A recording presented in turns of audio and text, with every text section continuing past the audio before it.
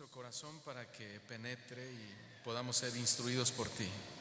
Sabemos, Señor, que tu palabra es más cortante que toda espada de doble filo, porque penetra hasta partir el alma, las coyunturas, los huesos, discierne las intenciones más íntimas de nuestro corazón. Gracias por cada uno de los que estamos aquí, Señor, que podamos salir edificados y que tu palabra halle cabida en nuestros corazones. Tú dices en tu palabra que cada palabra que tú envías no volverá a ti vacía, sino que hará aquello para lo cual ha sido enviada. Y te damos gracias, Señor, porque tu palabra el día de hoy hará aquello para lo cual la enviaste. Gracias te damos en el nombre de Jesús. Amén. Y amén. Muy bien. El tema de hoy lo he titulado El cristiano y las pruebas. ¿Cuántos se han encontrado en pruebas o cuántos están en pruebas? A ver, levante su mano. ¿Sí? Uy, pues la mayoría, ¿verdad? Y bueno, no confundamos de pruebas, ¿eh? Ya vienen las pruebas navideñas, ¿no? El pavo, el bacalao, los romeritos. Dejé mi cronómetro ahí arriba, mi teléfono, ¿me lo pueden traer, por favor? Gracias. Busquemos Primera de Pedro, por favor, capítulo 4, versículo 12 y 13. Primera de Pedro, capítulo 4, versículo 12 y versículo 13. Y es un texto, pues, fundamental cuando se trata de hablar de pruebas. ¿Sí? Dice así, Primera de Pedro, ya lo tenemos, 4:12.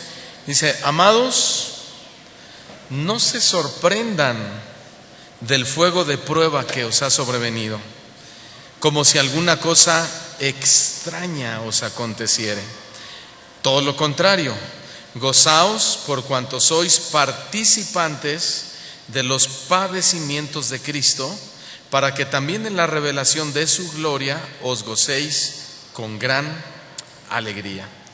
Es impresionante la declaración de Pedro en el versículo 12, en su segunda segmento, después de la coma, dice que no debemos sorprendernos. ¿De qué? Del fuego de prueba.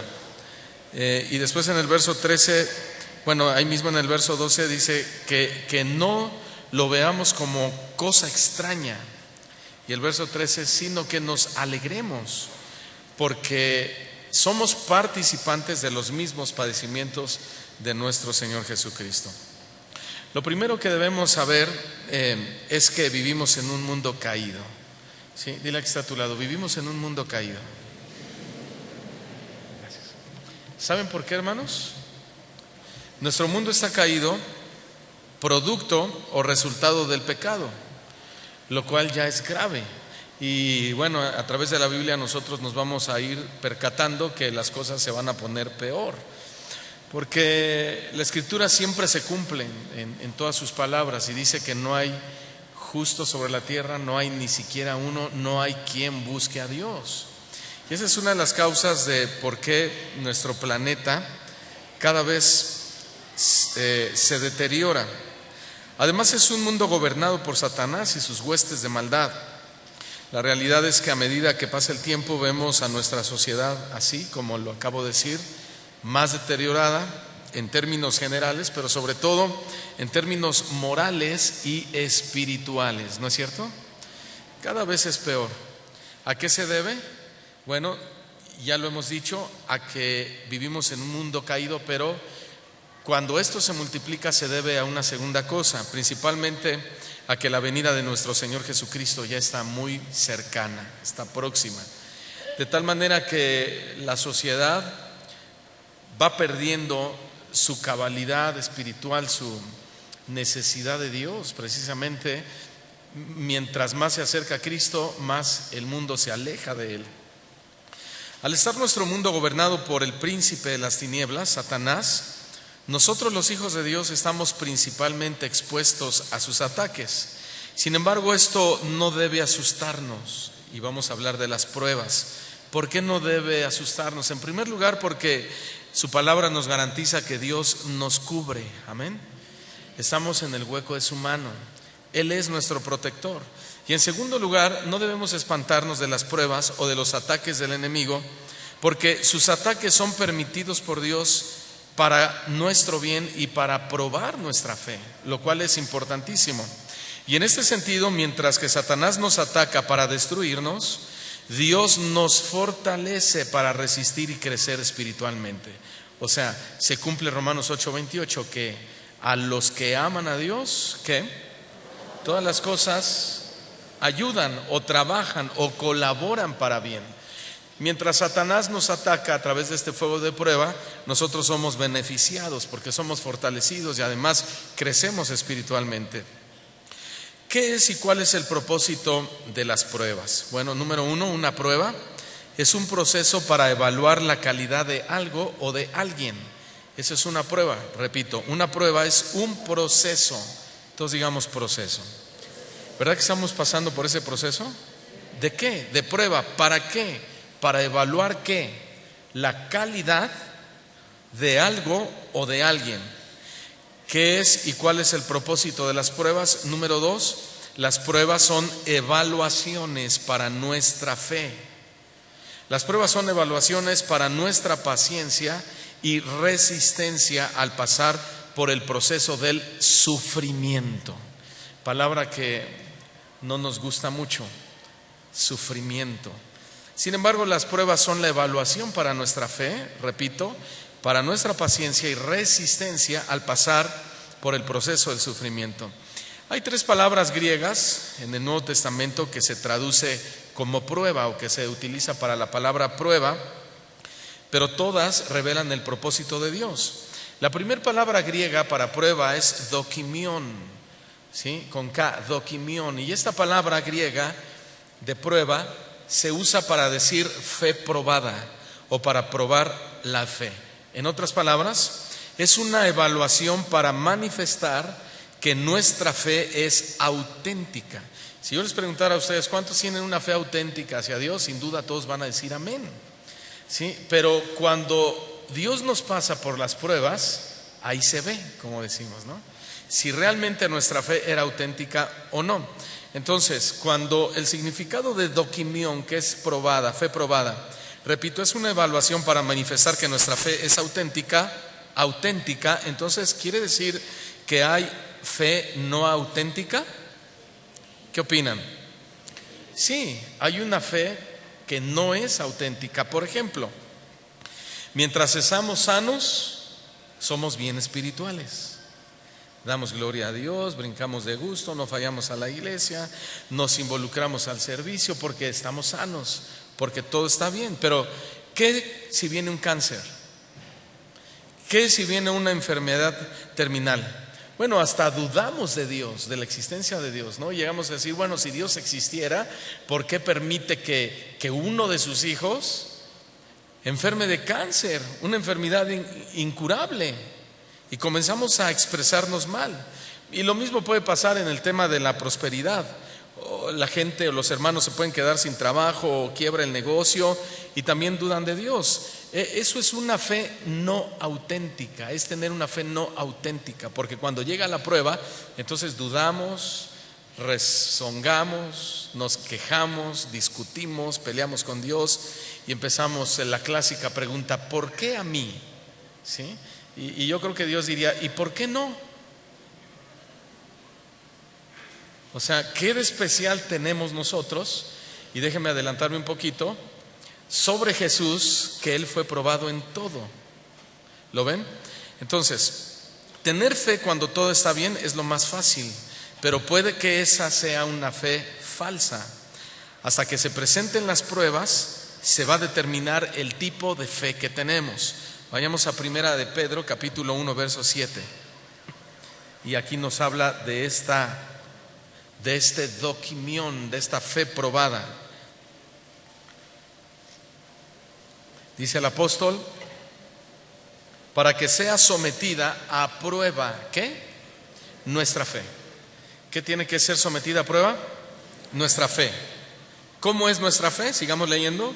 Mucho más preciosa que el oro, el cual, aunque el oro perecedero, también se debe probar por fuego. Pero nuestra fe debe ser probada para que sea hallada en alabanza, gloria y honra cuando sea manifestado nuestro Señor Jesucristo. Entonces, esto es muy claro porque Pedro pone como ejemplo el oro. Lo acabamos de leer. Ahora, el oro es uno de los metales más imperecederos que existen sobre la tierra. Puede ser sometido a un calor intenso, a altos niveles de presión de calor, y no le va a pasar nada. O pareciera que no le pasa nada, no le va a pasar nada. Pareciera indestructible el oro, pero en realidad sí perece el oro. Y el oro perece por tres aspectos. Número uno, por el uso. Número dos, por la presión. Y número tres, por el fuego. Por eso es que el Señor va a hacer una comparación entre el más precioso de los metales, que es el oro, y nuestra fe. Y de entrada ya Pedro dice que nuestra fe es mucho más preciosa que el oro, aunque perecedero el oro, pero nuestra fe debe ser probada para que sea hallada en alabanza, en gloria y honra cuando sea manifestado nuestro Señor Jesucristo. Ahora, pero entre el oro y la fe existe un contraste enorme. El oro perece, pero la fe verdadera es indestructible, o la verdadera fe es indestructible. Quiere decir entonces que nosotros, como creyentes, como hijos de Dios, podemos experimentar aflicciones, o llamémoslas pruebas, pero en lugar de que nuestra fe se destruya, como llega a destruirse el oro cuando no soporta la presión, ni el calor, ni el uso, al contrario, las presiones para un creyente vienen a ser su alimento, o el alimento para nuestra fe. Esto es muy importante. Ahora, una enfermedad incurable o un problema financiero grave no debe producir apostasía. Ya vayámonos de una vez a la definición real. Porque cuando un cristiano, por estas situaciones, por la presión, ¿se acuerdan que el oro perece por la presión? Y cuando un cristiano, por la presión de una enfermedad, por la presión de una situación financiera, por las presiones de la vida, dicen: no, mejor yo me voy a ir de la iglesia porque yo creí que llegando a la iglesia todos mis problemas se iban a resolver. ¿Qué pasó con ese cristiano? Apostató. ¿Qué es apostatar? Se retiró voluntariamente y deliberadamente de Dios, o de Jesucristo y de su palabra, pero no así a los verdaderos hijos de Dios. Para nosotros la fe, la presión, el uso en la vida, el fuego de la prueba debe ser un alimento para nuestra fe, ¿sí? Entonces debe alimentar nuestra fe en lugar de debilitarla. Estoy hablando de las pruebas. La otra palabra griega que se usa para prueba es purosis, que se usa para carácter refinado. El tema de hoy lo voy a dar en dos partes para poder en la segunda parte entrar más de lleno a cosas prácticas que nos suceden, pero ahorita hay que poner las bases. Purosis se usa para carácter refinado. Les pregunto, ¿cómo andamos en nuestro carácter? ¿Bien? ¿Más o menos? ¿Más menos que más? ¿O de plano cuello? A ver. Bueno, no me contesten, ¿verdad? Tu esposa que está a tu lado lo sabe, y tu esposo que está a tu lado lo sabe, y tus hijos también lo saben. ¿Cómo anda nuestro carácter? ¿Cómo somos? ¿Impacientes? ¿Cómo somos? ¿Gruñones? ¿Gritones? Y ya ni me están poniendo atención, ya se están diciendo ahí ustedes. No, está bien, síganse ministrando. ¿Gritones, ásperos? ¿Cómo es nuestro carácter? ¿Orgullosos? ¿Soberbios? Bueno, ese ya es un carácter contaminado por una semilla satánica, ¿verdad? Porque Satanás es soberbio y él es orgulloso. ¿Somos poco colaboradores? ¿Cómo somos en realidad? Bueno, si estamos en esta lista, si estás en esta lista o estamos en esta lista, Dios nos va a probar. Va a probar nuestro carácter. ¿Por qué? Porque como hijos de Dios necesitamos, fíjense bien, refinar nuestro carácter a tal grado de poder reflejar el de Cristo, no el nuestro. Amén. Y para eso nos tiene que refinar a través de las pruebas. Y la palabra pruebas también se traduce como sufrimiento, ¿sí? Y a través de los sufrimientos es que Dios nos prueba. Es muy importante y nos va a probar igual que el oro, y esto, repito, va a implicar presión, sufrimiento, etc. Primera de Pedro 4:12 dice: amados, no os sorprendáis. ¿De qué? Del fuego de prueba. No os sorprendáis. Vayamos con esta palabra. Esta palabra sorprendáis en el griego significa impactar emocionalmente. Pero dice: no se impacten en sus emociones. No se impacten emocionalmente. Ustedes saben que precisamente muchos llegan al suicidio porque fueron impactados emocional de tal manera que no le hallaron sentido a la vida y dijeron: ¿para qué vivir? Mejor adiós mundo cruel. Porque seguramente esas personas no tienen a Dios en su corazón, porque Jesús nos promete una paz que sobrepasa cualquier entendimiento, ¿sí? Y Él nos enseña muchas cosas en su palabra acerca de siempre poner nuestra confianza en Dios y saber que Él nos oye, y cualquier petición que le hagamos Él nos oye. Entonces, la presión en un hijo de Dios no debe causar un impacto emocional. Dice: no os sorprendáis, no os impactéis emocionalmente del fuego de prueba que os ha sobrevenido, como si alguna cosa extraña os aconteciese. Ahora bien, la actitud normal de un cristiano, pero no estoy hablando de todos los cristianos, porque el mundo está lleno de cristianos. Incluso la Iglesia Católica Romana también se autodenomina una iglesia cristiana, ¿sí? Y hay cristianos evangélicos de diferentes denominaciones, y más bien me refiero a ellos.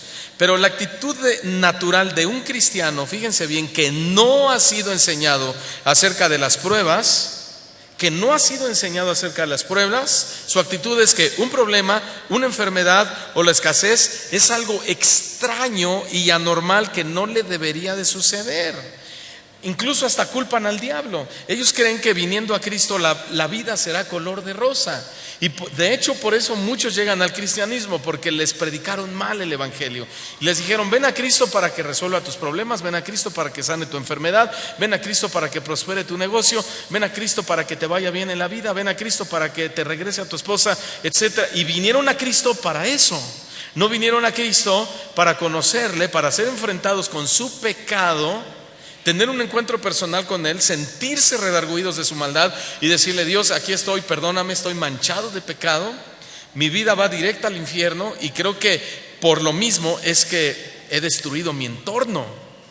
Entonces, la actitud de un cristiano que fue evangelizado así, o que no está enseñado acerca de las pruebas, repito, es que una enfermedad, una escasez o lo que sea es algo extraño, anormal, que no le debería de suceder. Hasta culpan al diablo, y por eso es que muchos atan al diablo. Nosotros no vamos a atar al diablo. Yo no le voy a enseñar a atar al diablo, ¿verdad? Yo prefiero soltar a Cristo. Y cuando soltamos a Cristo, conoceréis la verdad, y la verdad os hará libres. En ese sentido, yo no necesito hacerle 3 nudos ciegos al diablo, porque la palabra de Dios es verdad, y la verdad, ¿qué? Nos libera de toda atadura de Satanás. Ahora, pero Pedro dice, o antes de eso, la realidad es que solo un cristiano indocto se sorprende cuando tiene que sufrir. Y cuando hablo de un cristiano indocto, es un cristiano no preparado, no enseñado acerca de que el sufrimiento es parte de los propósitos de Dios. Pero Pedro dice que no debemos sorprendernos, sino considerarlo más bien como una experiencia cristiana normal. Todos digan normal. Una experiencia cristiana normal. Bueno, dile al que está a tu lado: es normal que a veces sufras. Eso es normal. Ahora, ¿quién no ha sufrido, no? ¿Verdad que es normal? Ahora, lo que no sería normal, o lo que sería normal, es que nunca sufriéramos. Eso sí sería normal. Jesús mismo lo dijo: en el mundo van a tener aflicciones, va a haber sufrimientos, va a haber situaciones, pero confíen, yo he vencido al mundo. Es decir, una aflicción, una prueba no puede acabar con tu vida, pero sí puede colaborar para bien de nosotros. ¿Saben por qué es normal? Porque Satanás no va a malgastar sus ataques sobre cristianos nominales, o sobre cristianos de nombre, o como lo hemos llamado alguna vez, cristianos de etiqueta, que dicen: yo soy cristiano, yo soy cristiano, yo soy cristiano, pero el primer fogonazo de la prueba se apartan, se van y no quieren saber nada de Dios. Satanás va a usar su artillería más pesada contra los que quieren crecer espiritualmente. Y yo les pregunto: ¿ustedes quieren crecer espiritualmente? entonces no le saquen a la prueba. ¿Sí? Y Satanás va a usar su artillería más pesada para eso. Bueno, esa es la segunda palabra griega para prueba. La tercera palabra griega para prueba es peirasmos. Peirasmos, que significa compromiso probado. Compromiso probado. Estas son pruebas o tentaciones a través de las cuales se evalúa la calidad de nuestro compromiso con Dios. Repito, es la palabra griega peirasmos, que significa compromiso probado, y estas son las pruebas o tentaciones, no porque Dios nos tiente. Santiago dice que Él no tienta a nadie, ni tampoco Él puede ser tentado. Lo que quiero decir es que una tentación que Satanás te pone, Dios la usa, y lo vamos a ver más adelante, o te la presenta como prueba. Pero hay que definir entonces, para que nos quede claro, lo que es una tentación y una prueba. ¿Sí? ¿Qué es una prueba? Bueno, el ejemplo más claro lo vemos con Abraham, cuando Dios le dice a Abraham: dame a tu hijo, a tu único, mátalo, sacrifícalo. Lo prueba, le pide algo que ama, a ver si él es capaz de entregar lo que más ama. Al momento de que Satanás lo iba a matar, se aparece un ángel del cielo y le dice: no lo hagas, ya hemos visto que temas a Dios, no lo hagas, el Señor se proveerá un carnero, etcétera, etcétera. Pero probó Dios el corazón de Abraham, pero al final no le permitió que asesinara a su hijo. Y no porque Isaac representaba a Cristo, simplemente porque no es la forma de ser de Dios, no es el corazón de Dios. Pero tentación es una incitación del diablo a pecar, lo cual es muy diferente. Es lo que Satanás hizo con Jesús en el desierto, en la tentación, lo incitó a pecar. Si eres hijo de Dios, dile a estas piedras que se conviertan en pan. Y Jesús le respondió: no, le citó la palabra, le dijo: escrito está, no solo de pan vivirá el hombre, sino de toda palabra que sale de la boca de Dios. Citó la palabra. ¿Qué tenemos que hacer en la vida? Citar la palabra. Ahora, el problema de nuestra época es que se nos cita la palabra correctamente, pero se aplica mal. Y eso es un problema, porque si nosotros citamos un texto fuera de su contexto y lo aplicamos, estamos citando la palabra, sí, lo que está escrito, pero la estamos aplicando mal. Y eso es para nuestra propia perdición, lo vamos a ver más adelante. Bien, peirasmos, compromiso probado. ¿Qué tan comprometidos somos con Dios? ¿Venimos de voluntad a la iglesia o a la fuerza? Hoy por frío muchos no vinieron. ¿Sí? ¿Oramos? ¿Tenemos comunión con Dios? ¿Qué tan comprometidos estamos con Dios? ¿Leemos su palabra como un hábito de todos los días? ¿Qué tan comprometidos estamos con Dios? ¿Le hablamos a la gente de nuestro Salvador? Cuando contribuimos para la iglesia en nuestras ofrendas, ¿lo estamos haciendo de buena voluntad como para el Señor? ¿Ponemos nuestros dones al servicio de la iglesia? ¿Hemos dado fruto para Dios? ¿En cuántos nos hemos multiplicado? Bueno, todos estos son elementos que tienen que ver con nuestro compromiso con Dios. ¿Lo sabían? Son elementos que tienen que ver con nuestro compromiso con Dios. No podemos decir: soy un cristiano comprometido con Dios, pero no hago nada para Dios, o en la obra de Dios, o no hago nada en Cristo, mejor dicho, porque ¿qué podemos hacer para Dios? No podemos hacer nada para Dios. Lo asombroso no es lo que tú haces para Dios, sino lo que Dios puede hacer a través de nosotros. Eso es lo asombroso. Ahora, pero escuche bien, Dios no se la va a pensar dos veces. Si Él ve que nos falta compromiso, nos va a meter al fuego de la prueba, sí o sí. ¿Saben por qué? Porque Dios solo tiene hijos comprometidos. Dios no tiene hijos tibios. ¿Cuántos tibios vinieron hoy?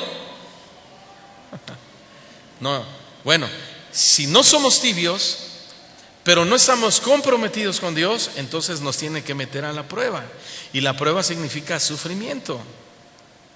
Ahora, no te voy a preguntar si estás dispuesto, porque Dios no nos consulta y no nos pregunta: ¿estás dispuesto? Simplemente nos ama, nos toma como hijos, y al ver que somos tan imperfectos, nos mete al proceso de la perfección, que son las pruebas, que son las aflicciones, que puede ser una enfermedad, que puede ser la pérdida de trabajo, que puede ser la pérdida incluso de un ser querido. Y nosotros tenemos que darle una respuesta a Dios en el tiempo de la prueba, como lo hizo Job precisamente. Santiago capítulo 1, versículo 2 al versículo 4 dice, Santiago 1, versículo 2, búsquenlo por favor, Santiago 1, 2.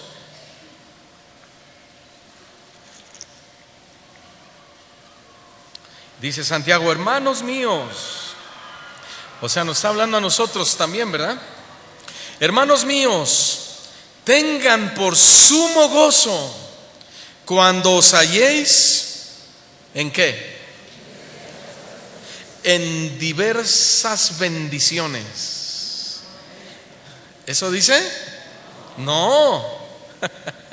Dice, quiero que estén sumamente alegres y gozosos cuando, díganlo usted, cuando estemos en diversas pruebas. Es la palabra peirasmos, compromiso probado. Versículo 3, sabiendo que la prueba de vuestra fe produce paciencia, mas tenga la paciencia su obra completa, para que seáis perfectos y cabales sin que os falte cosa alguna. Perfectos y cabales significa completos, y habla también de compromiso. Entonces, Santiago está diciendo que Dios va a probar nuestro compromiso por medio de diferentes sufrimientos para nuestro propio bien, pero nada que no podamos soportar o nada que no podamos resistir. Amén. Por ejemplo, José, por donde quiera que José el soñador iba, dice la historia de este hombre que él despertaba envidia, resentimiento, primeramente de sus propios hermanos. Y sabes una cosa, esta es una verdad incrustada en la Escritura. Dios también va a usar a tu propia familia para probarte. Y tú vas a decir, yo jamás me imaginé que mi padre me tratara así ahora que soy cristiano. Jamás me imaginé que mi madre me dejara de hablar. Jamás me imaginé que mis hermanos dijeran esto o aquello de mí. Pero se cumple la Escritura cuando Jesús dijo, por causa de mi nombre, ¿no? Ahora, también hay otra parte muy importante de la Biblia, porque hay muchos que dicen, bueno, es que yo no quiero tener problemas con papá, no quiero tener problemas con mi mamá, y si el haber venido al cristianismo, entonces eso me trae problema, entonces, ay Señor, pues tú no eres un Dios de disensión y de división, mejor me voy a regresar para estar bien con ellos. Y entonces Jesús dice, si alguno prefiere o ama más a padre, madre, hijo, hija, hermano, hermana que a mí, no es digno de mí. Compromiso probado. Ese es el punto que estamos viendo. Y a través de estas pruebas, incluso donde nuestra familia está ahí, Dios va a probar nuestro compromiso. Ahora, ¿es verdad que Dios amaba a José? Sí. ¿Tenía grandes propósitos con su vida? Sí. Sin embargo, para que esos propósitos se cumplieran, José necesitaba algo de sufrimiento. ¿Sí? Y dije algo, los que conocen la historia van a decir, algo fue un sarcasmo, ¿qué pasó? ¿Verdad? Pero José necesitaba algo de sufrimiento. E inimaginablemente para José, sus hermanos serían el medio que Dios usaría. Su propia familia, Dios la usó para que José fuera probado. Y repito, ¿sabías que Dios puede usar a tu familia para pulirte, para refinarte, para perfeccionarte? Sí, pero también puede usar a algún hermano de la iglesia. Y puede ser justo el que está sentado junto a ti. Como dice el dicho, hay hermanitos que son cuchillitos de palo, ¿no? Cortan, pero ¿cómo molestan? ¿No es cierto? Ahora bien, si Dios se ha servido, fíjense bien, escuchen bien, si Dios se ha servido del mismo diablo para pulir nuestro carácter, que no se sirva de un hermano o de un familiar de nosotros, por supuesto que lo hará, porque todo tiene que obrar para nuestro bien. Entonces, si tú tienes a tu familia en un lugar tan elevado por encima de Dios, Dios va a usar a tu familia para probarte y te va a meter en aflicciones. Si tú tienes tu trabajo o tu negocio tan elevado por encima de Dios, al grado que te está quitando el tiempo, la concentración, etcétera, Dios te va a probar y te va a meter al fuego la prueba a través de tu trabajo, a través de tu negocio. porque necesita el Señor refinar nuestro carácter. Y muchos dicen: ay, pastor, yo antes de venir a Cristo tenía un negocio bien próspero, me iba tan bien, yo ganaba tanto dinero y ahora no tengo ni en qué caerme muerto. Seguramente esa persona tenía su negocio y sus finanzas por encima de Dios. Y la Biblia dice que Dios no comparte su gloria con absolutamente nadie. La historia de José entonces ilustra claramente la forma en que Dios lima las asperezas de nuestro carácter a través de las pruebas o de las aflicciones. Las pruebas que experimentó José fueron muy candentes, hermanos. Y fueron muy candentes porque Dios utilizó el rechazo. ¿Algunos de ustedes han sufrido rechazo? ¿Qué se siente? ¿Se siente bonito? Pues no. Sí, Dios usó el rechazo, la burla, el menosprecio, el sufrimiento e incluso años de cárcel para suavizar el carácter y la fe de José. ¡Wow! ¡Qué impresionante! Ahora, fíjense bien, si algo de rencor o amargura le quedaba a José, sin duda después de todas estas pruebas, fue reemplazado con compasión hacia aquellos que trataron de hacerle daño. Así que si tu papá o tu mamá o tus hermanos, como el caso de José, te malven por causa de tu devoción a Dios, o tus amigos o tus compañeros de trabajo, acuérdate que Dios los está usando para perfeccionar tu vida. Y lo más seguro es que con el tiempo van a acudir a ti para pedirte ayuda, porque eso es lo que pasó con José y sus hermanos. Ya habían pasado más de 20 años que los hermanos de José lo habían vendido cuando se vuelven a reencontrar, ¿se acuerdan? Vayan buscando Génesis capítulo 45, por favor. Habían pasado más de 20 años cuando se vuelven a reencontrar, pero aquí vamos a ver el carácter moldeado de José. Ya no era el José amargado porque sus hermanos lo vendieron, enojado, iracundo, quizá, ¿sí? Que son reacciones normales de una persona que sufre rechazo, que sufre maltrato psicológico, verbal, físico y de lo que sea. Y seguramente José tuvo que pasar por todo eso y Dios usó los sufrimientos. Pero aquí ya no es así. Aquí ya pasaron 20 años. ¿Sabe, hermano? No sé cuántos años tengas tú en el Evangelio. Yo tengo 30 años, 31 años en el Evangelio. ¿Y sabes qué? Sigo pasando por pruebas. Porque Dios necesita seguir perfeccionando mi vida, mi carácter, mi fe, mi conducta y tantas cosas. Ahora, pero vean el carácter moldeado de José. Dice: así pues, le dice José a sus hermanos: hermanos, ustedes los que me vendieron, los que aquella caravana de los ¿cómo se llama? Ismaelitas, sí, de los ismaelitas, que me vendieron y que me metieron al pozo. Ustedes no me enviaron acá. Él pudo haber dicho lo contrario. Ustedes me mandaron acá, pero no, ustedes no me enviaron acá, sino Dios. Qué impresionante, hermanos. Literalmente fue Dios, o a nuestro ver en la historia podríamos decir: no, no fue Dios. Fueron sus hermanos, fue el odio de sus hermanos, pero en realidad había sido Dios a través del odio de ellos. No fueron ustedes, sino Dios, que me ha puesto ahora por padre de Faraón, es decir, por consejero de Faraón, y por señor de toda su casa, o administrador de todo Egipto, y por gobernador en toda la tierra de Egipto. Verso 9: dense prisa, vayan con mi padre y díganle: así dice tu hijo José, Dios me ha puesto por señor de todo Egipto, ven a mí. No te detengas, padre mío, habitarás en la tierra de Gosén y estarás cerca de mí, tú y tus hijos y los hijos de tus hijos, tus ganados y tus vacas y todo lo que tienes. Y allí te alimentaré, pues aún quedan 5 años de hambre, para que no perezcas de pobreza tú y tu casa y todo lo que tienes. ¡Wow! ¿Se están dando cuenta del carácter de José? ¿Sabe? Quizá nos hemos encontrado en la misma situación de José. Sin duda hemos sido humillados como humillaron a José. Yo he sido humillado. Tal vez yo he humillado a alguien. Nos han menospreciado. Han hablado mal de nosotros. Nos han usado, nos han utilizado. Habrá hasta quienes han deseado nuestra muerte, ¿a poco no? Pero oigan bien, Dios no quiere que nos amarguemos. Mira que está a tu lado, ¿ya oíste? No hay ningún amargado aquí, ¿verdad? No.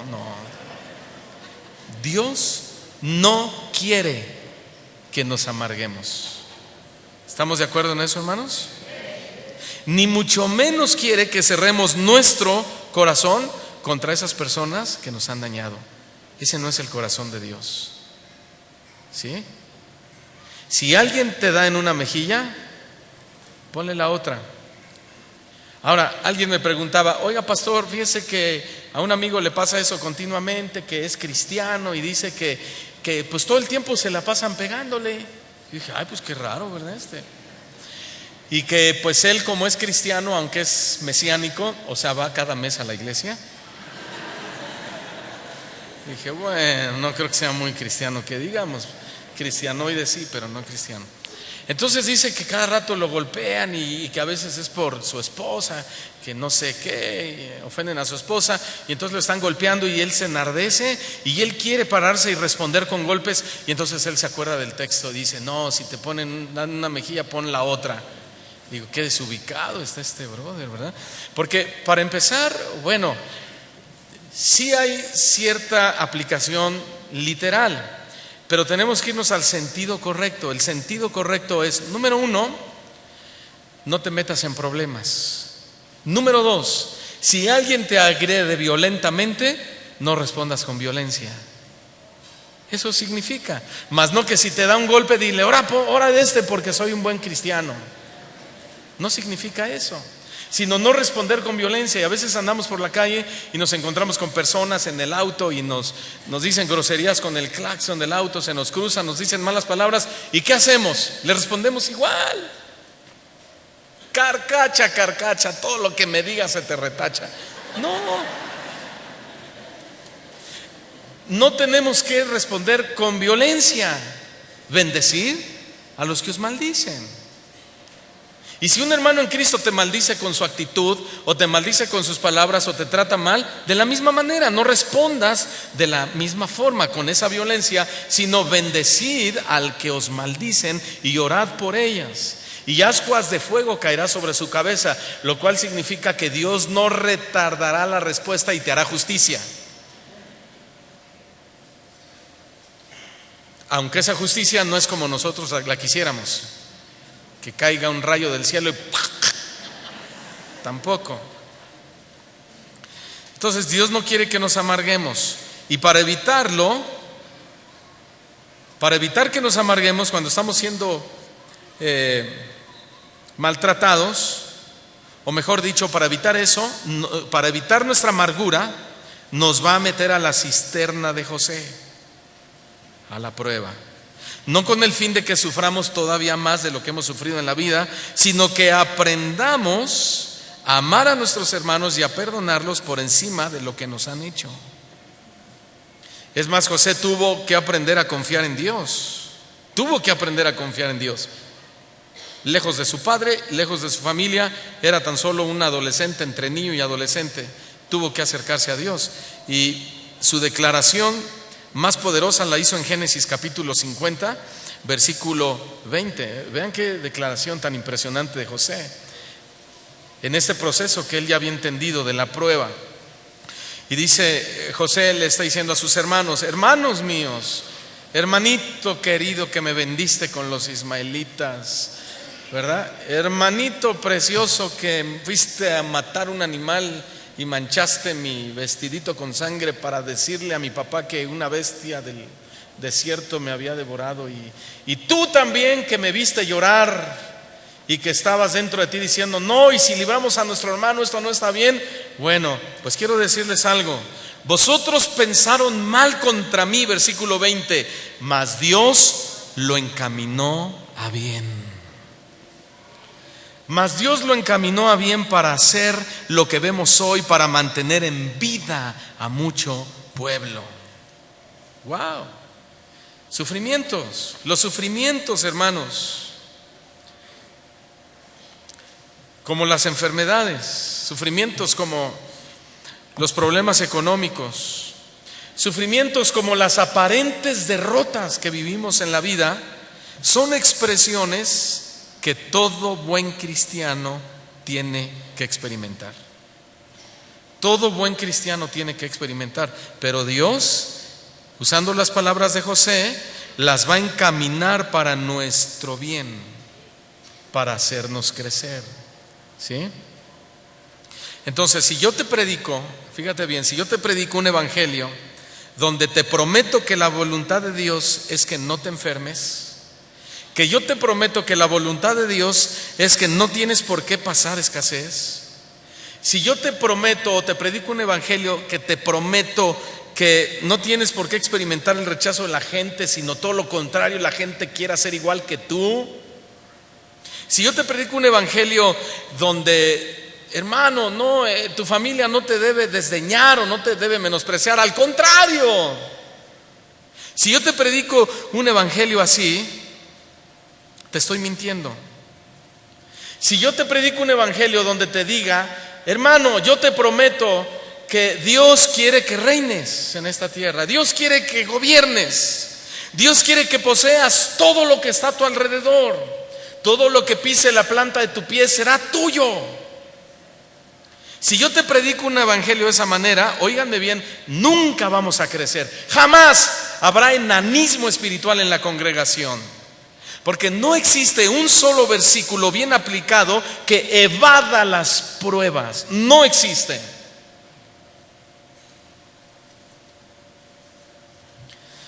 Por eso tenemos a veces iglesias sensuales, ¿no?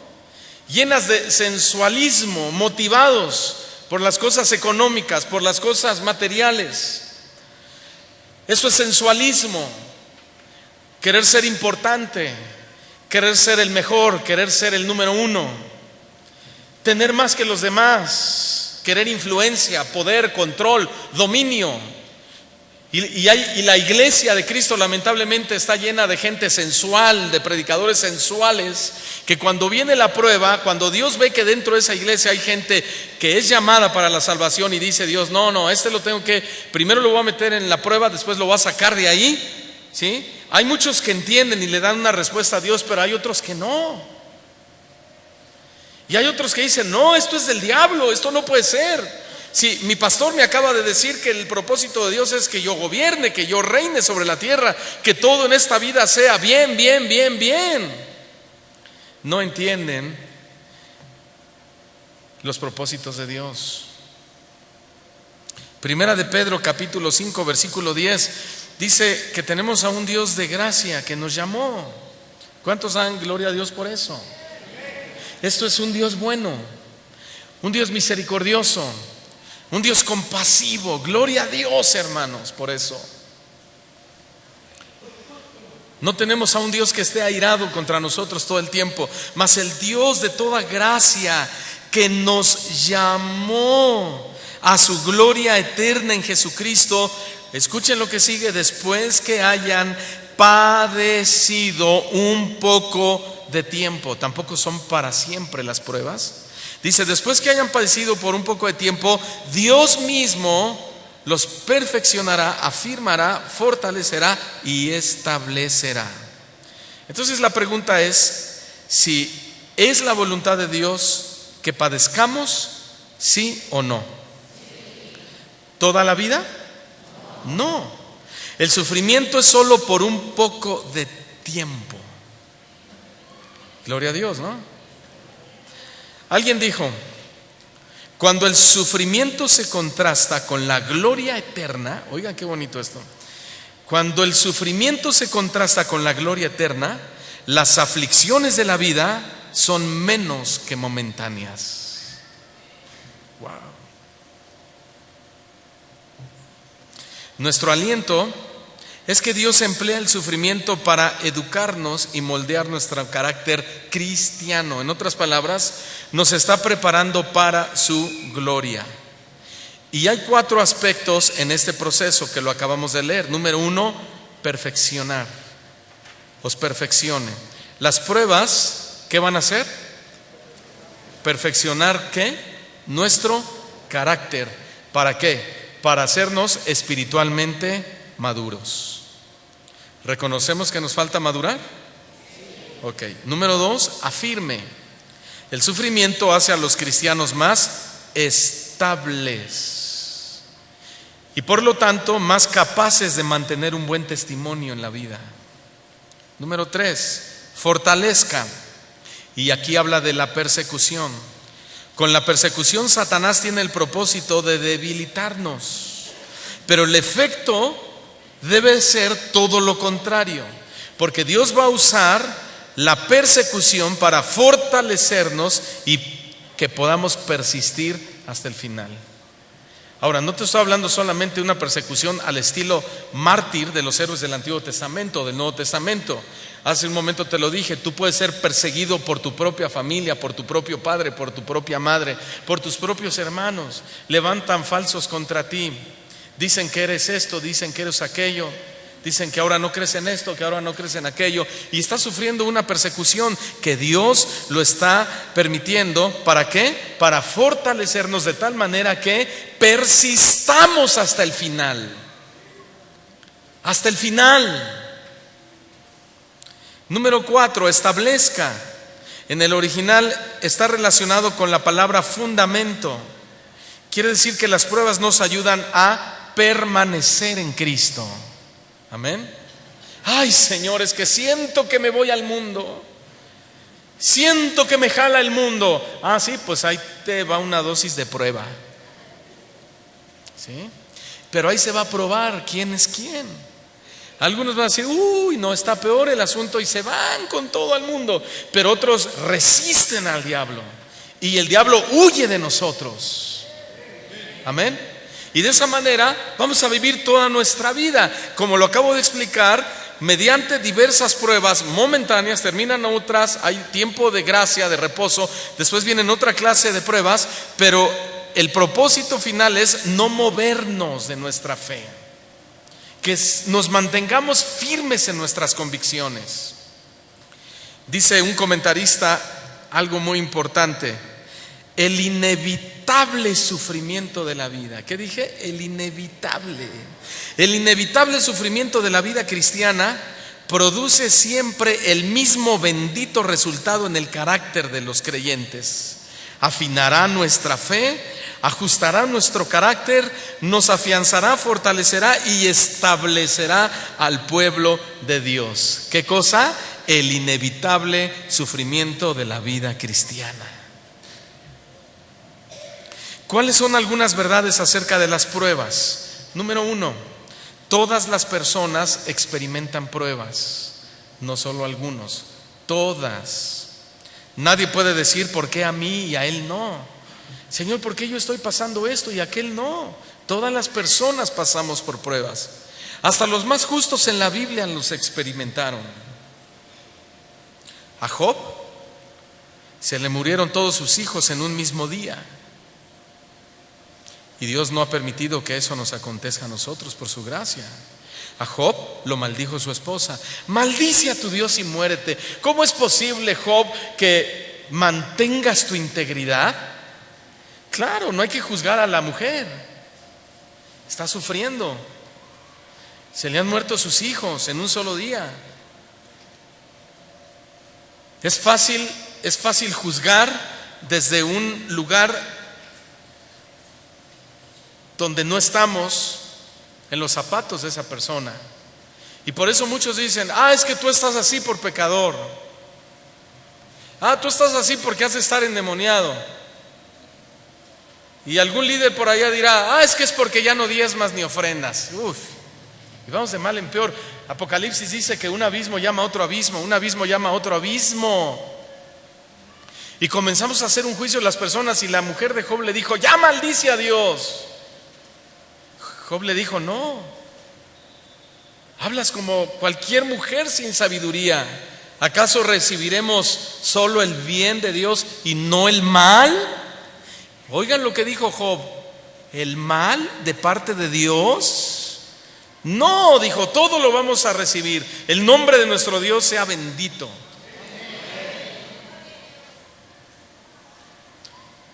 Él entendía Romanos 8:28 miles de años antes. Le vino una sarna maligna. Hasta sus amigos lo acusaron de pecador. Jonás fue tragado por un pez. Dice la Escritura que fue llevado literalmente hasta el abismo, hasta las profundidades más íntimas del océano. Los expertos dicen Job debió haber experimentado prácticamente casi su muerte física. Se le debieron haber reventado sus oídos por la presión. Se le debió haber detenido su sistema respiratorio, su corazón. Debió haber tenido desmayos, paros cardíacos, sufrimientos, pruebas que obran para bien al final. Señor, perdóname, es cierto, perdón. Y el pez lo vomita. Y entonces va y predica a Nínive: arrepiéntanse porque Dios va a destruir su nación. Todos, hasta los animales, dice la Escritura. Y se arrepiente Nínive. Y regresa Jonás lleno de gozo y de gusto. Señor, se cumplió tu propósito. Todo lo contrario. Por eso no quería ir, Señor, a Nínive, porque se arrepintieron. Porque Nínive exilió a los judíos. Los había exiliado y tenían odio y rencor contra ellos. Por eso no querían llevar el mensaje de arrepentimiento. Decía Dios: no, Señor, ¿cómo es posible que ellos nos exilian y ahora tú nos pides que les digamos: oigan, arrepiéntanse? Dios, el Dios de los judíos a los cuales ustedes exiliaron, les está dando una oportunidad. No, Señor. Y fue, y regresa y se arrepienten y dice: por eso no quería ir, porque yo sabía que tú eres un Dios compasivo, lento para la ira y grande en misericordia. Por eso no quería ir. Y se enoja y se sienta abajo de una calabacera y le da la sombra y se siente bien a gusto, y sale un gusano provisto por Dios y se lo come, la planta, y dice Job: solo eso me faltaba. Jonás, qué bueno que están atentos. Otros hasta amén dijeron. Nomás eso me faltaba, dijo Jonás, ¿no? Y ustedes saben la historia. ¿Y tú qué, Jonás? ¿Quién te crees? A Job también se la trató igual. A ver, ¿dónde estabas tú? ¿Sabías tú que la tierra estaba suspendida? ¿Dónde estabas tú cuando la osa mayor? ¿Dónde estabas tú cuando yo creé el mundo? ¿Dónde estabas tú donde Leviatán? ¿Dónde estabas tú contra Behemoth, cuando Behemoth, aquellos animales, monstruos marinos? Pero él había dicho: Jehová me preguntará y yo le responderé. Y no le pudo responder ni una sola de las preguntas que Dios le hizo. A Abraham le pidieron que matara a su hijo único y estuvo a punto de hacerlo. Pablo naufragó, ustedes lo saben. Lo mordió una serpiente venenosa que decían: juicio de Dios, juicio de Dios. Sí, porque este es un malhechor. Y cuando vio que la serpiente no hubo efecto del veneno, dijo: este es un Dios. Apedreado, encarcelado, azotado. ¿Cuántas veces dice él? 40 veces menos 1, ¿verdad? O sea, 39. ¿Por qué? Porque supuestamente el número 40 de azotes ya era ilegal, ya era abusar del que estaba siendo castigado. Entonces los hipócritas y los romanos y aún los fariseos, cuando llevan a Cristo, denle 40 azotes menos 1, 39. 40 no, porque es pecado. Esa es la realidad.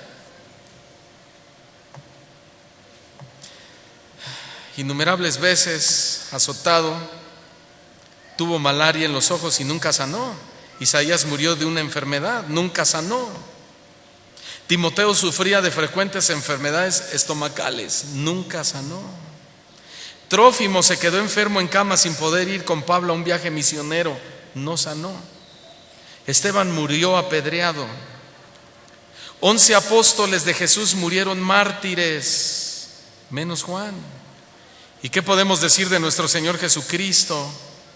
Isaías lo describe como varón de dolores y experimentado en quebranto, como que escondimos de él el rostro. ¿Sabe lo que significa eso? Pongan atención, por favor. Como que escondimos de él el rostro, que Israel, los judíos, se daban cuenta que él era el Mesías, el Hijo de Dios, pero no lo quisieron reconocer, como que escondimos de él el rostro. Le tuvimos por azotado, por herido de Dios. El castigo de nuestra paz fue sobre él y por su llaga fuimos nosotros curados. Expertos en teología afirman que esa declaración de Isaías 53 fueron afirmaciones de judíos reconociendo que Jesús era el Mesías, el Hijo de Dios. ¿Por qué entonces nos sorprendemos cuando experimentamos los sufrimientos? ¿Por qué? Como si algo extraño os aconteciese. Decimos, me voy a meter en ayuno. Métete en ayuno, pero no por eso o para eso. Me voy a meter en oración. Deberías estar metido en oración siempre. Voy a leer más su palabra. Eso deberíamos de hacer cada día, leer más su palabra. Ya me voy a portar bien. Eso deberíamos de hacer, andad en amor, dice la Escritura. Primera de Pedro 4:12. No se sorprendan del fuego de prueba que os ha sobrevenido, como si alguna cosa extraña os aconteciese. ¿Sabe? Las pruebas, déjenme llamarlo así, son como la tarea de Dios. Entonces, déjenme decirles algo. Dejemos que Dios haga su tarea y nosotros hagamos la nuestra. Amén. ¿Estamos aquí? Porque estamos en prueba y queremos atar al diablo. Nos sentimos enfermos y empezamos a rechazar, a cancelar, a atar, a reprender. Dejemos que Dios haga su tarea y nosotros hagamos la nuestra. Si tú metes las manos cuando Dios ha metido sus manos y está trabajando en tu vida, Dios las va a quitar. Y entonces quien va a tomar ventaja es Satanás. Y David dijo, yo prefiero caer en manos de un Dios vivo, porque los hombres no tienen misericordia, pero tú sí. Y es mejor caer en las manos de Dios y dejarnos tratar aunque nos duela, porque es para nuestro bien. Dejemos que Dios haga su tarea y nosotros hagamos la nuestra. Isaías 28:21, les voy a leer la versión de las Américas. Isaías 28:21 dice así: porque el Señor se levantará como en el monte Perasim, se enojará como en el valle de Gabaón, para hacer su tarea, su extraña tarea, y para hacer su obra, su extraordinaria obra. Wow, Dios hace su tarea, Dios hace su obra, pero humanamente se nos hace extraña. ¿Cómo es posible, Señor, que a través del sufrimiento tú me hagas crecer, tú me hagas mejor individuo, tú me hagas un mejor esposo, una mejor esposa, un mejor hijo? ¿Cómo es posible que a través del sufrimiento pueda ser un mejor ministro del Evangelio? ¿Cómo es posible? Cosa extraña, para hacer su tarea extraña, y para hacer su obra, su extraordinaria obra, porque al final reflejaremos a Cristo y el carácter de Cristo, lo cual es mucho mejor que como estamos ahora, ¿no es cierto? Pedro dice que debemos considerar las pruebas como una experiencia cristiana normal. Por eso les decía, debemos dejar de decir rechazo, ato, no recibo, etcétera, etcétera, etcétera. No tenemos derecho a esperar un mejor trato que el que recibió nuestro Salvador, ¿o sí? Hermanos, no tenemos derecho a recibir un mejor trato que el que recibió nuestro Señor Jesucristo. Necesitamos las pruebas para crecer. Número 2, las pruebas tienen propósitos divinos. No es porque andemos en pecado. Cuando hablo de pruebas, como lo decía hace un momento, es que te va mal porque has de andar en pecado. Otros dicen, es que te saliste de mi cobertura y por eso te va mal. Menos. La única cobertura que yo conozco es la de chocolate. Es un término que usamos para comunicar ciertas cosas, ¿sí? Pero lamentablemente se le ha dado a esa terminología un poder impresionante, ¿sí? Si estás bajo mi cobertura, si yo oro por ti, si yo te bendigo, si yo soy tu pastor, si caminas a mi lado, si eres mi discípulo, entonces te va a ir bien. Entonces Dios te va... No, nada de eso. Esas son coberturas de chocolate. Sí. Pero la prueba tiene propósito divino. Repito, no es porque andes en pecado, sino porque Dios quiere trabajar en nuestra vida. En ese sentido, flojito y cooperando. Romanos 5:3, por favor.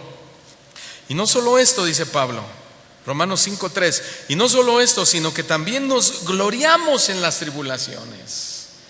Nos gloriamos en las tribulaciones, sabiendo que la tribulación produce paciencia. ¿Cuántos quieren ser más pacientes? Cuando usted le ora a Dios, Señor, dame paciencia, esas son oraciones peligrosas. Sí, porque la tribulación produce paciencia. No, Señor, entonces no me hagas paciente. No, es sí o sí. Porque dicen, vuelvo a leer, sabiendo que la tribulación produce paciencia, y la paciencia produce prueba, y la prueba produce esperanza, y la esperanza no avergüenza, porque el amor de Dios ha sido derramado en nuestros corazones por el Espíritu Santo que nos fue dado. Entonces no es que nos pongamos contentos por las penalidades en sí. No es que nos tengamos que poner contentos, que hagamos una fiesta y compremos un pastel y decir, estoy sufriendo. No. El gozo de las penalidades se refiere el gozo en sus finales resultados, en lo que produce la penalidad. Hebreos 12, versículo 11 dice, es verdad que ninguna disciplina al presente parece ser causa de alegría. Nadie se pone contento cuando son disciplinados, ¿verdad? Nadie. Empezamos, el pastor es un injusto, o mi líder es un injusto, etcétera. Es verdad que ninguna disciplina al presente parece ser causa de gozo, sino de tristeza, pero después da fruto apacible de justicia a los que en ella han sido ¿qué? Ejercitados. Alguien dijo, el sufrimiento causado por un problema, es una de las deliciosas paradojas de la fe cristiana, que el gozo puede coexistir con la aflicción. O sea, al mismo tiempo que estás gozoso en Dios, puedes estar sufriendo. Al mismo tiempo. Y no porque estés gozoso en Dios significa que no hay sufrimiento. Y no porque hay sufrimiento significa que no hay gozo en Dios. El gozo y el sufrimiento coexisten.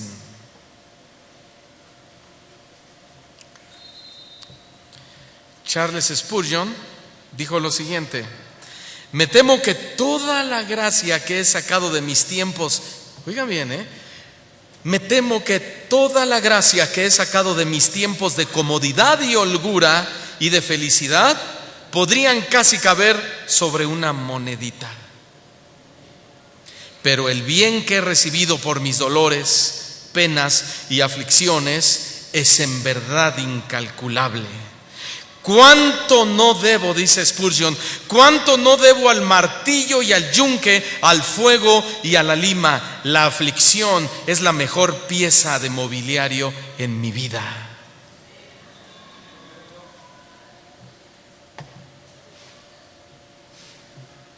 Número 3, las pruebas son temporales. No son siempre. Solo son para pulir esas áreas de nuestra vida que nos dan tantos problemas. Ya pulidas, entramos en el reposo de Dios. Primera de Pedro 1:6.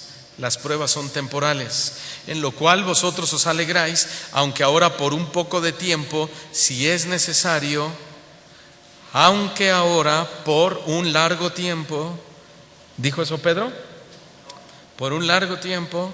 ¿Cómo dijo? Primera de Pedro 1:6. Aunque ahora por un poco de tiempo, y esta palabra tiempos es cronos, es cronología, es tiempo de reloj, es tiempo de calendario, no es tiempo kairos de Dios, no es la eternidad de Dios. Eso hay que diferenciarlo en el griego, ¿sí? Entonces Pedro está diciendo, aunque ahora por un poco de tiempo de reloj, de calendario, si es necesario, tengáis que ser afligidos en diversas pruebas. Otro escritor, otro comentarista dijo: nunca esperé encontrar una fuente en un desierto tan poco prometedor. Número 4, Dios controla las pruebas. Dios las controla. ¿Quién, hermanos?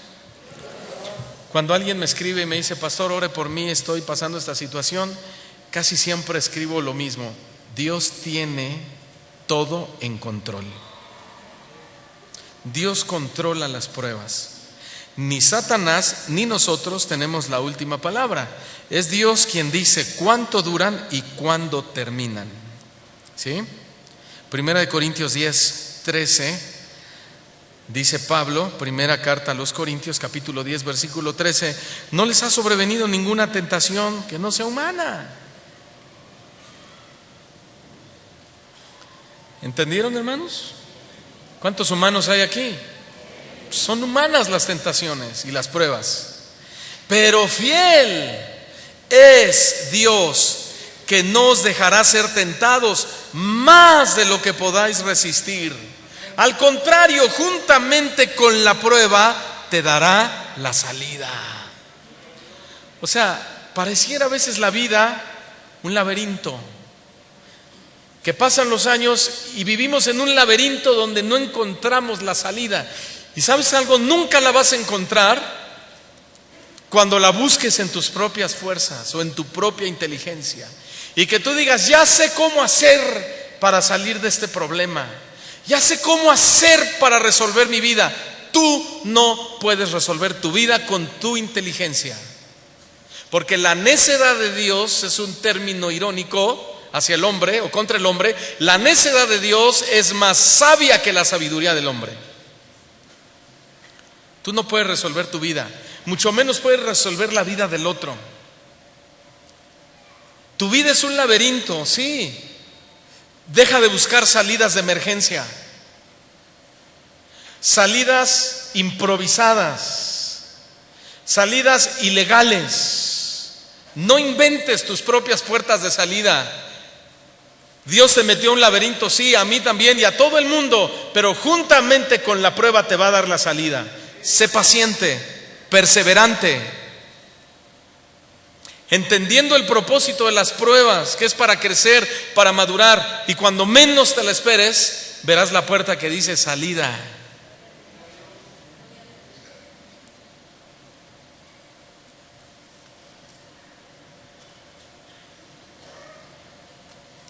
Dios nunca va a permitir que muramos en medio de una prueba, porque las pruebas no son para eso. Las pruebas son para moldear carácter. Número 5, las pruebas fortalecen nuestras áreas débiles. Segunda de Corintios 12:10. Las pruebas fortalecen nuestras áreas débiles, y hay que ser humildes para reconocer que tenemos áreas débiles. ¿No es cierto? Y a veces te dicen, es que eres muy orgulloso. Y dices, no, no soy orgulloso. Así soy, así nací. Así era mi papá. Así era mi abuelito, mi bisabuelito. Es más, es una maldición generacional.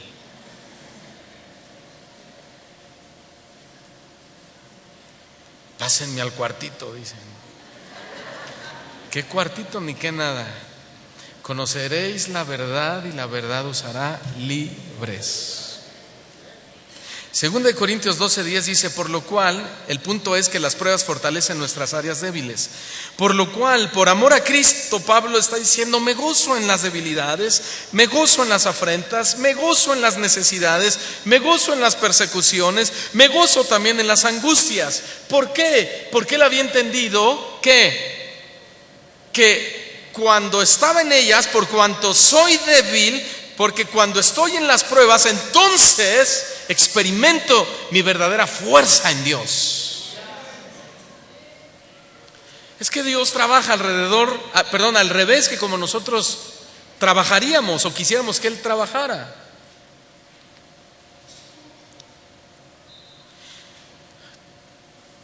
Todo lo multiplicado por 0, ¿cuánto da? Y si multiplica 0 por 1,000,000, por 1,000,000,000, por 1,000,000,000,000, por 1,400,000,000. Pero Dios trabaja al revés.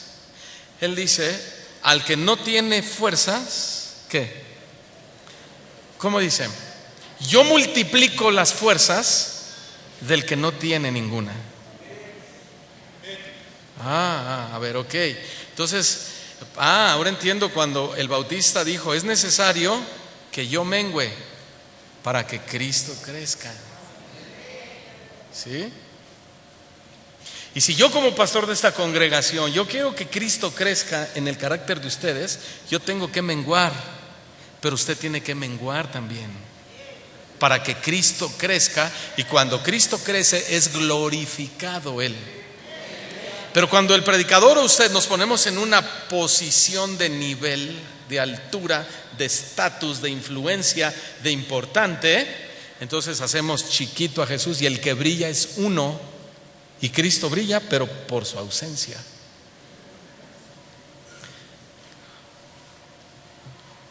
Pero las pruebas, ¿para qué son, dijimos? Para fortalecer nuestras áreas débiles, y Pablo lo entendió. Pablo está regocijándose, ¿lo notaron?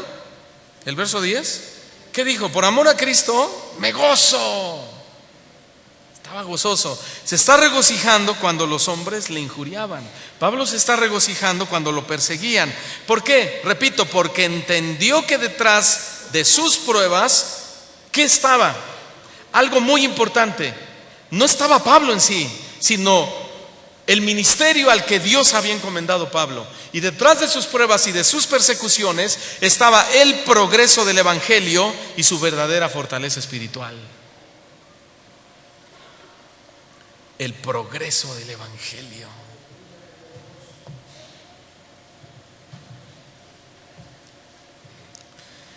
Y número 6 y último.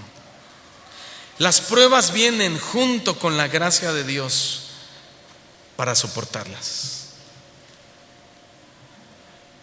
Ahí sí todos deberían de decir gloria a Dios. ¿Cuántos? Las pruebas vienen junto con la gracia de Dios para soportarlas. Gloria a Dios. Segunda de Corintios 12:9 dice, y me ha dicho, la respuesta que le dio Dios al gran apóstol Pablo, lo digo así, ¿no? Porque apóstol significa simplemente enviado. Y cuando tú envías a tu hijo por las tortillas, es un apostolito de las tortillas. O sea, quiero ubicar el término para los que están bien desubicados. Yo soy un apóstol. Si eres un enviado. Otros ya están más gruesos, no sé si lo sabían. Alguien por ahí en Centroamérica dijo, yo soy anciano de días. El que habla en Apocalipsis, el anciano de días. Y el anciano de días, ¿saben quién es? Es Dios. Pero dice la Escritura que los indoctos y los inconstantes tuercen o torcían los escritos de Pablo, que eran difíciles de entender, y al final lo hacían para su propia perdición. O sea, hablan por hablar, sin temor de Dios.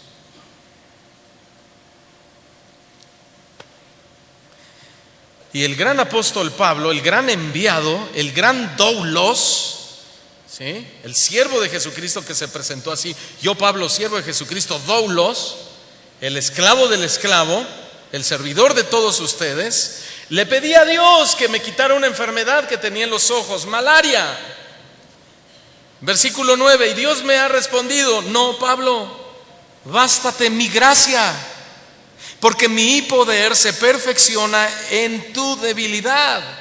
Y dice Pablo: bueno, entonces, ya que lo entiendo, de buena gana me gloriaré más bien en mis debilidades, para que repose sobre mí el poder de Cristo. Es decir, para que yo pueda seguir llevando el evangelio a pesar de mis sufrimientos y de mis debilidades. Pablo tenía malaria en los ojos, una enfermedad no curable. Por eso cuando va a los Gálatas dice: oh, Gálatas, ustedes me aman tanto que si habrían podido, se habrían sacado sus propios ojos y me los habrían dado. Y esa es la referencia, porque a Pablo los Gálatas lo recibieron en un aspecto de debilidad. Lea Gálatas. Él iba en debilidad, dice la Escritura. Lo vieron un hombre bajo de estatura, muy delgado por su enfermedad, con malaria en los ojos, calvo se dice por ahí que era, y llega predicando un evangelio. Por eso es que Dios escoge lo vil y lo menospreciado para avergonzar a los que se sienten sabios en este mundo. Y Pablo ve en debilidad y les predica el evangelio de la gracia a los Gálatas, y creen. Aunque después se entristece mucho en Gálatas capítulo 1 y les dice: ¿quién los fascinó, oh Gálatas insensatos, para apartarse de la verdad? Y los hace entrar en un razonamiento lógico. Todos digan razonamiento. Sentido común, digan sentido común.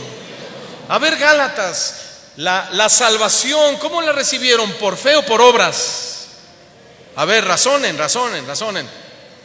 Pues por fe. Entonces, ¿cómo se han dejado fascinar por estos falsos maestros? ¿Y sabe qué extraigo de ahí, hermanos? Que cada uno, cuando vengamos a esta iglesia, o vais de visita a cualquier otra iglesia, o escuchas cualquier predicación, no entres a la iglesia y dejes colgado tu cerebro ahí en la puerta.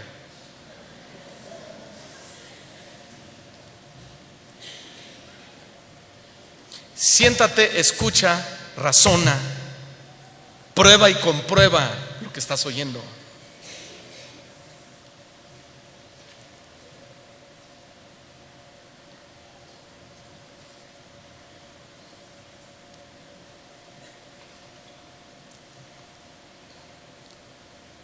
Y si yo te digo es que aquí yo soy el pastor de esta iglesia y yo tengo la autoridad de esta iglesia, ¿sabes qué pasó en ese momento?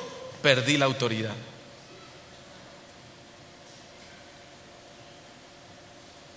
Porque la autoridad es Él.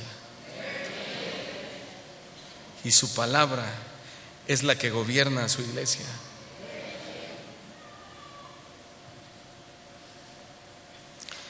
Bueno, la oración de Pablo sí obtuvo una respuesta, no la que él esperaba.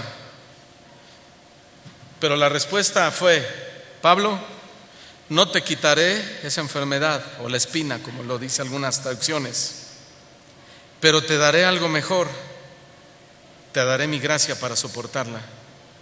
Y recuerda, Pablo, que aunque no te doy lo que me pides, te doy lo que más necesitas. Necesitas mi poder y mi fuerza para acompañar a tu predicación, ¿verdad, Pablo? Pues bien, la mejor manera de que esto te suceda es que seas mantenido en un puesto de debilidad.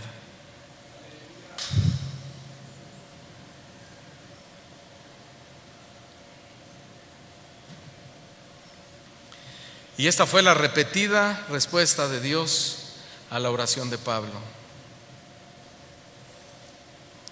Pero esa fue la mejor respuesta que Dios le pudo dar. Y sigue siendo la mejor respuesta de Dios a su sufrimiente pueblo por todo el mundo. Mejor que quitar las pruebas y los sufrimientos es el compañerismo del Hijo de Dios y su fuerza. El apóstol quedó totalmente satisfecho con la respuesta del Señor. Por eso responde: por tanto, de muy buena gana me gloriaré más bien en mis debilidades, en mis pruebas, para que repose sobre mí el poder de Cristo.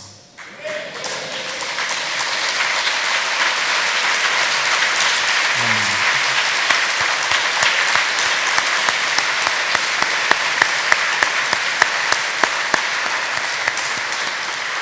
Oremos. Padre, gracias por tu palabra. Ahora podemos decir gracias por las pruebas. Gracias, Señor, porque por ellas estoy aquí, oyendo este mensaje, oyendo esta palabra, reuniéndome en este lugar. Por esas pruebas estoy aquí, sintiéndome seguro en ti, gozoso en ti, feliz en ti. Aunque es verdad, reconozco que al presente las pruebas son causa de tristeza, pero al final he visto que dan un fruto apacible de justicia.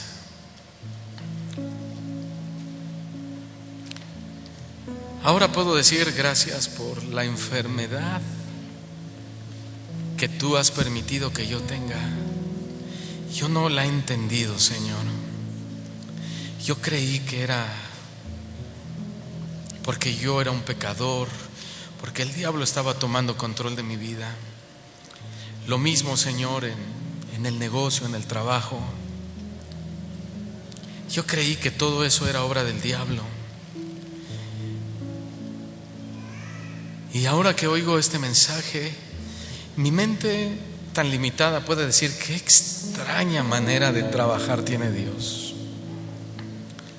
Pero en realidad los extraños somos nosotros, porque tú eres un Dios eterno que siempre has trabajado así. Tú eres un Dios que no cambia. Lo que pasa es que yo he cambiado, Señor, por la influencia de la vida, de las amistades, de las relaciones que he tenido. Y todas las pruebas y las aflicciones que he recibido, reconozco que no las entendía. Me llegué a quejar como Jonás.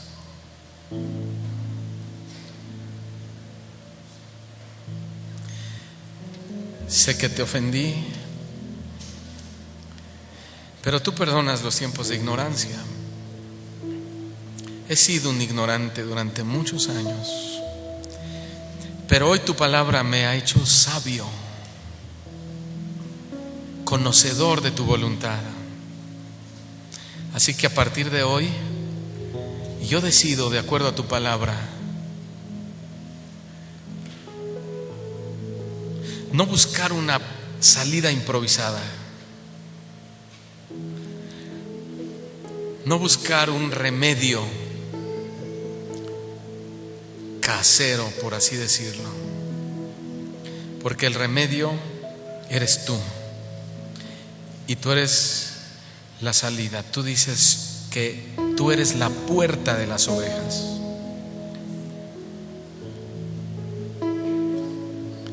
Y el que entra por la puerta de las ovejas será salvo, pero el que no entra por la puerta es un ladrón y salteador. Pero hoy nosotros queremos entrar por la puerta, que es Jesús, y entender, comprender, aceptar que las pruebas, los sufrimientos, tú los usarás para mi bien y que no puedo evadirlos, pero también sé que no son toda la vida, porque tú tampoco nos llamas a una vida miserable de sufrir todo el tiempo. Pero más miserable es aquella vida que cree que si no sufre es vencedor. Nosotros somos vencedores en Cristo y Él venció. Y Jesús dijo: en el mundo tendrán aflicciones, pruebas, pero confiad, yo he vencido al mundo. Tengan su confianza puesta en mí. No se suelten de mi mano. Yo voy delante de ustedes. Yo voy peleando sus batallas.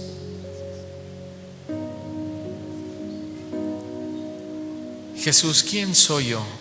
¿Y quiénes somos nosotros para sentir que merecemos un trato mejor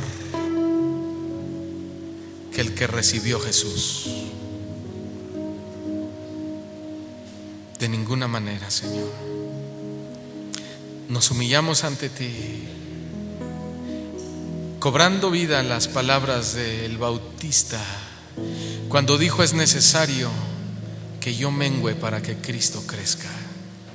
Y así hoy nosotros, Señor, con nuestros labios, de forma personal, individual y voluntaria, te decimos: es necesario que yo mengüe para que Cristo crezca.